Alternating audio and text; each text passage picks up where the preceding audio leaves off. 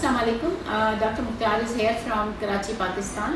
आज हम जिस टॉपिक को डिस्कस कर रहे हैं वो बहुत ही इम्पॉर्टेंट और कम्युनिटी के लिए बेनिफिट है।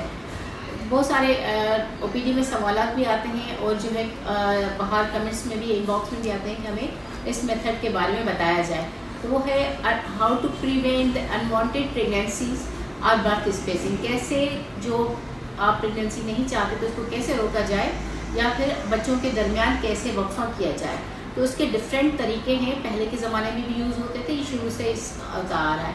और कितना वक्फा होना चाहिए। आइडियली जो बच्चों के दरमियान जो है बर्थ स्पेसिंग एटलीस्ट 2 ईयर्स का वक्फा होना चाहिए, जो हमारे इस्लाम में भी है और मेडिकली भी ये प्रूव है कि उसमें फ़ीमेल की बॉडी और उसके हार्मोनल लेवल और बच्चे की ग्रोथ हो जाती है, जिसके बाद वो इस काबिल हो जाती है कि नेक्स्ट प्रेगनेंसी को वो कोप कर सके।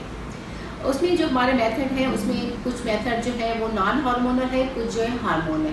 अब नॉन हार्मोनल में जो है वो एक नेचुरल मेथड है जो कुदरती तरीका इस्तेमाल किया जाता है। उसमें ओवुलेशन डेज को देखा जाता है कि फ़ीमेल का ओवुलेशन डेज है जब अंडा बनता है, तो उन दोनों में कोशिश किया जाए, कहती है कि वो अपने हस्बैंड से, अपने पार्टनर से अवॉइड करें, तो इनमें भी लेस प्रेगनेंसी के चांसेस होते हैं या प्रेगनेंसी नहीं होती।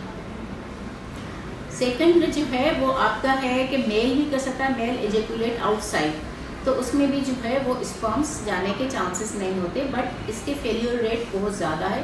इसमें बहुत ज़्यादा कंट्रोल की भी ज़रूरत होती है। पहले के ज़माने में यही चीज़ें इस्तेमाल की जाती थी, बट इट्स नॉट 100%। उसके बाद आता है लैक्टेशनल।